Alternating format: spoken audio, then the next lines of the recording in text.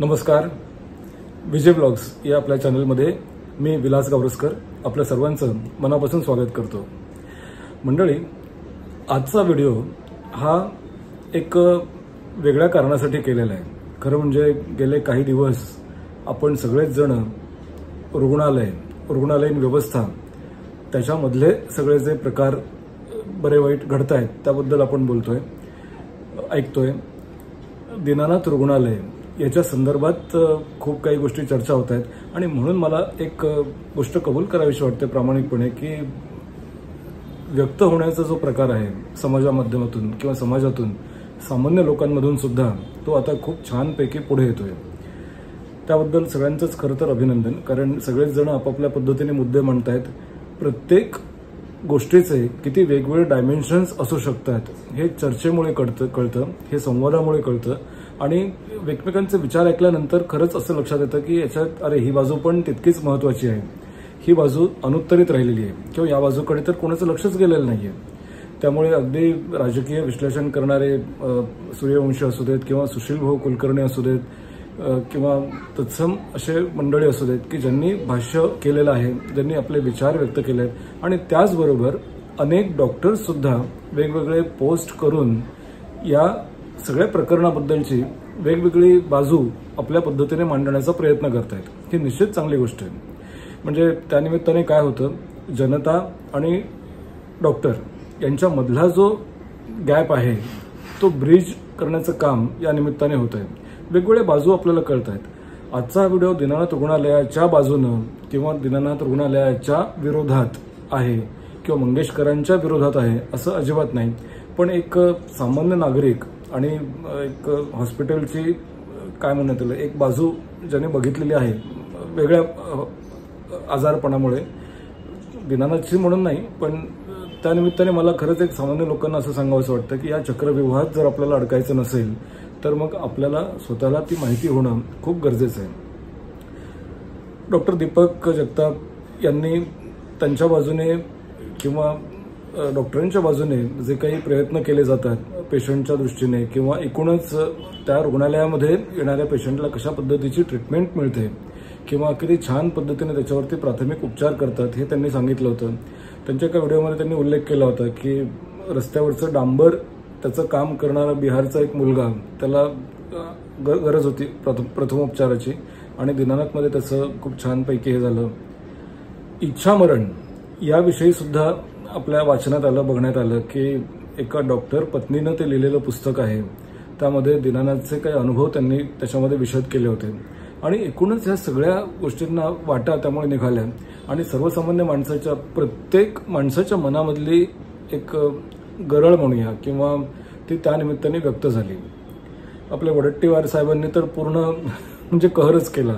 म्हणजे बोलण्याचं किंवा याचं त्यांनी कुठलीही मर्यादा ठेवली नाही. पण एक गोष्ट मला प्रामुख्याने जाणवली ती ही की त्यांच्या कंटेंटबद्दल किंवा ते जे बोलले त्याच्याबद्दल कोणाचाच आक्षेप नव्हता, फक्त ती पद्धत चुकीची होती. जे शब्द वापरले ते त्यांनी चुकीचे वापरले, पण अदरवाईज बहुतेकांच्या भावना त्याच होत्या. मंगेशकरांचं गाणं हे दैवी आहे, निसर्गदत्त देणगी लाभलेलं आहे. पु ल देशपांडे जसं म्हणाले होते तसं आकाशात देव आहे की नाही माहिती नाही, पण सूर्य आहे, चंद्र आहे आणि पृथ्वीवर लताचा स्वर आहे. त्या पद्धतीने ते निर्विवाद सत्य आहे. मंगेशकरांनी गाण्यातून आपल्याला खूप काही दिलेलं आहे. कलाकारांचं योगदान हे कधीही कमी नसतं, त्यामुळे तो एक वेगळा भाग आहे.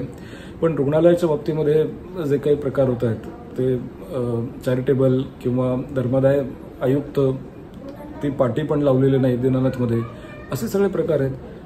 आजच्या व्हिडिओमध्ये ना मला एक खूप छान एक बातमी कळली. म्हणजे एक डॉक्टर उत्तम शिराळकर यांनी एक तौलनिक अभ्यास केला होता आणि त्यांनी मानसिकतेवरती भाष्य केलं होतं. म्हणजे ते मला खूप आवडलं की डॉक्टरांची त्यावेळेसची मानसिकता काय असते, पेशंटची मानसिकता काय असते. बरं, हे फक्त पुण्यामध्ये दीनानाथमध्येच घडतं असं पण नाहीये. तर त्यांनी अमेरिकेतले दाखले दिले होते. एक ऑर्थोपेडिक सर्जन होता आणि त्याला कशा पद्धतीचे अनुभव आले, एक पुस्तकाचं पण त्यांनी त्याच्यामध्ये उल्लेख केलेला आहे आणि ते मला बघून खरंच खूप छान वाटलं की ह्या सगळ्या बाजूंनी विचार करणं, विचार होणं हे खूप गरजेचं आहे.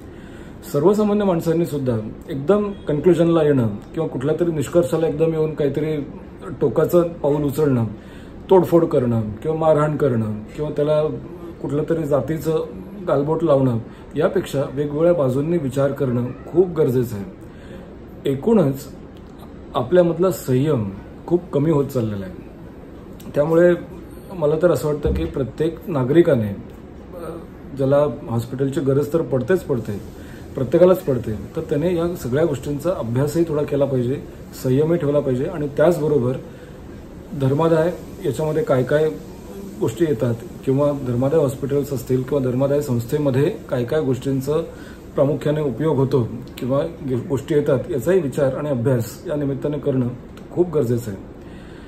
डॉक्टर उत्तम शिराळकर यांचा व्हिडिओ नंतर मला खरंच एक घटना आठवली. घटना म्हणजे 90च्या काळामध्ये प्राध्यापक अजित दळवी यांनी डॉक्टर तुम्ही सुद्धा अशा प्रकारचं एक नाटक लिहिलं होतं. मी स्वतः ते 2-3 वेळेला नाटक बघितलं. त्यावेळेला डॉक्टर गिरीश ओक, सुहास जोशी यासारखे कलाकार होते. काही वर्षानंतर ते पुनरुज्जीवित नाटक वेगळ्या संचामध्ये सादर केलं. प्रतीक्षा लोणकर आणि बाकीची मंडळी त्याच्यामध्ये होती. तर त्या दशकामध्ये डॉक्टरच्या घडून गेलेल्या चुका, त्यानंतर केलेली सारवासारव किंवा मग वैद्यकीय क्षेत्रामध्ये जे काही चालतं, हे त्या 3 दशकांपूर्वी प्राध्यापक दळवी यांनी खूप छानपैकी ते मुद्दा मांडलेला आहे. आज काळ लोटला तरी सुद्धा ती व्यवस्था मात्र तशीच आहे. म्हणजे याला नेमका जबाबदार आपण कुणाला धरायचं? शासनाला, प्रशासनाला, की अजूनही अर्धनिद्रिस्त अवस्थेत राहिलेल्या आपल्या समाजाला? त्यामुळे बहुतेक वेळेला काय होतं की आपल्याला अवेअरनेसची खूप गरज आहे. आपल्याला किमान काही गोष्टींची माहिती पाहिजे की डॉक्टर्स जे करतात त्यामध्ये काय काय आहे. याच्यावरून आणखीन एक किस्सा मला आठवला की एक मातृत्वासाठी आसुसलेलं एक जोडपं होतं आणि त्यासाठी डॉक्टरांनी त्याला खूप वेगवेगळ्या पद्धतीने आधी सांगितलं की तुम्हाला IVF करणं गरजेचं आहे किंवा IVF जर तुमचं फेल होतंय तर तुम्ही मग दुसरं एक हे करा. दुसरे बरेच पर्याय त्यांनी स्वीकारले की जे काही लाखांमध्ये होते. मग तुम्ही हे करा, ते करा. ते त्यांचे प्रोडक्ट होते, त्याबद्दल काही फारसं बोलणार नाही. पण ते पेशंट जे जोडपं तिथे गेलं होतं त्यांना किमान माहिती होती, या क्षेत्राची माहिती होती, त्यांचं सायन्स बॅकग्राऊंड थोडंसं होतं. जरी व्यवसाय वेगळा होता तरी सुद्धा या गोष्टींची त्यांना माहिती होती आणि म्हणून ते त्यांच्या निर्णयाला ठाम राहिले की मला या प्रोसिजरनेच जायचं आहे. आणि त्या पद्धतीने ते कन्सिव्ह झाले आणि त्यांना एक हे मिळालं. म्हणजे बऱ्याचदा असं होतं की आपण गाफील असताना डॉक्टर्स खूप वेळेस तुम्हाला वेगवेगळ्या मार्गाने भिनवू शकतात, वेगवेगळ्या गोष्टी तुमच्यावरती भाग पाडू शकतात. पण आपल्यामध्ये थोडंसं त्यावेळेस ओपिनियन किंवा दुसरं आपण ओपिनियन घेतलं असेल तर कदाचित तो धोका टळू शकतो. मंगेशकरांच्या मुळे, खरं तर दीनानाथ रुग्णालयामुळे ह्या खूप गोष्टींना उधाण आलंय, चर्चेंना उधाण आलंय आणि त्यातून काहीतरी चांगलं निष्पन्न झालं ना तर ते खरंच खूप स्वागतार्ह आहे. म्हणजे नुसतंच बोलाची कडी आणि बोलाची भात होता कामा नये की नाही ते चुकले, ते चुकले, ते चुकले, ते चुकले किंवा मग त्याच्या विरुद्ध कोणीतरी करायचं नाही, आम्ही बरोबर, आम्ही बरोबर, आम्ही बरोबर, असं न करता एक साधक बाधक विचार झाला पाहिजे. आणि येणाऱ्या काळामध्ये अशा घटना होऊ नयेत, अशा प्रकारचे अनेक तनिषाभिषेक समाजामध्ये येऊ नयेत, अशा प्रकारचे अनेक जुळी मुलं आपल्या आईविना पोरकी राहू नयेत, यासाठी आपल्याला काय करता येईल याचा विचार केला पाहिजे. ससून रुग्णालयाचे उदाहरण आपण बघितलं. पोर्शे कार प्रकरणामध्ये ब्लड सॅम्पल्स बदलले गेले. म्हणजे ही जी सगळी सिस्टीम आहे ती सगळी सिस्टीमच मुळात थोडीशी पोखरलेली गेली आहे, भ्रष्टाचाराने पोखरलेली आहे. बरेचसे असं म्हणतात की बहुतेक हॉस्पिटल्स हे कोणीतरी दादा, भाऊ, भाई, ताई यांनी मॅनेज केलेले असतात. पण आता ते सगळं सोडून लोकांच्या हिताचं, बहुजन हिताय बहुजन सुखाय काय असू शकतं त्याचा विचार प्रशासनानं करणं गरजेचं आहे. आणि तो विचार केला जातोय की नाही हे सुद्धा बघणं सामान्य लोकांनी करणं आता आवश्यक आहे. लोकांचं हे ज्यावेळेस उत्स्फूर्तपणे एखाद्या गोष्टीवरती चर्चा करणं किंवा संवाद साधणं, आपलं मत मांडणं हा एक प्रकार येतो ना, त्यावेळेस मला खरंच बरं वाटतं की समाज अर्धनिद्रिस्त नाही आहे. अजूनही कुठेतरी संवेदना आहेत, कुणीतरी काहीतरी विचार करतंय, कुणाला तरी वाईट वाटतंय, कुणी हळहळतंय. म्हणजे कित्येक उदाहरणं आपण अशी बघितली की ज्या भिसे ते माता होती तिच्या मृत्यूबद्दल वाईट वाटलं. जुळी मुलं आता त्यांचं संगोपन कसं करणार, कोण करणार याबद्दल वाईट वाटलं. इतकं सगळं होऊनही मंगेशकर अजूनही गप्प का याच्याबद्दल लोकांना चीड निर्माण झाली. आणि ही चीड खरं तर आलीच पाहिजे. तरच सामान्य माणूस काहीतरी परिवर्तन करू शकेल, समाजात काहीतरी घडू शकेल. जर कोणीच काही केलं नाही तर या समाजात काही होणार नाही. असं म्हणतात ना की विद्वान गप्प बसले तर मग काही उपयोग होणार नाही. लिहिलं पाहिजे. ज्यांच्या लेखणीत तेवढी शक्ती आहे त्यांनी लिहिलं पाहिजे. ज्यांच्या वक्तृत्वामध्ये तेवढी शक्ती आहे त्यांनी बोललं पाहिजे. आणि हा जो सगळा प्रकार होतोय तो सगळा प्रकार खरंच एक चर्चा म्हणून खूप चांगला होतोय. त्यातून निष्पन्न चांगलंच झालं पाहिजे. त्यातून एक काय म्हणूयात त्याला आपण गोल्डन मीन असा आला पाहिजे की जिथे लोकांचं हित साधलं जाईल, त्याचबरोबर कुठल्याही रुग्णालयावरती ठपका येणार नाही. कारण मग एकदा मानसिकता बदलली ना की मग तिथे काम करणाऱ्या लोकांवरती सुद्धा त्याचा खूप विपरीत परिणाम होतो, खूप नकारात्मक परिणाम होतो की अरे या वास्तूमध्ये इतके आरोप प्रत्यारोप होत आहेत, इतकं काही काही घडतंय, रोजच्या दिवसाला माध्यमं काही ना काहीतरी बोलतायत, आरोप होत आहेत, कोणाची तरी झडती होते, अमुक होते, तमुक होते, तोडफोड होते. तर अशा वातावरणात काम करणं हे तितकं योग्य नाही. आणि वैद्यकीय क्षेत्रामध्ये तुम्हाला काम करायला वातावरण हे सुलभ आणि चांगलं असणं हे खूप गरजेचं आहे. वातावरण जर चांगलं नसेल तर डॉक्टरांची मानसिकता साहजिकच चांगली राहणार नाही. त्याचा परिणाम अन्य पेशंटवरती सुद्धा होऊ शकतो. या सगळ्या गोष्टींमुळे खरंच एक मुक्त संवाद जो आहे सध्या जो घडतोय तो गरजेचा आहे. पण यातून काहीतरी निष्पन्न चांगलं व्हावं आणि होईल अशी अपेक्षा करायला हरकत नाही.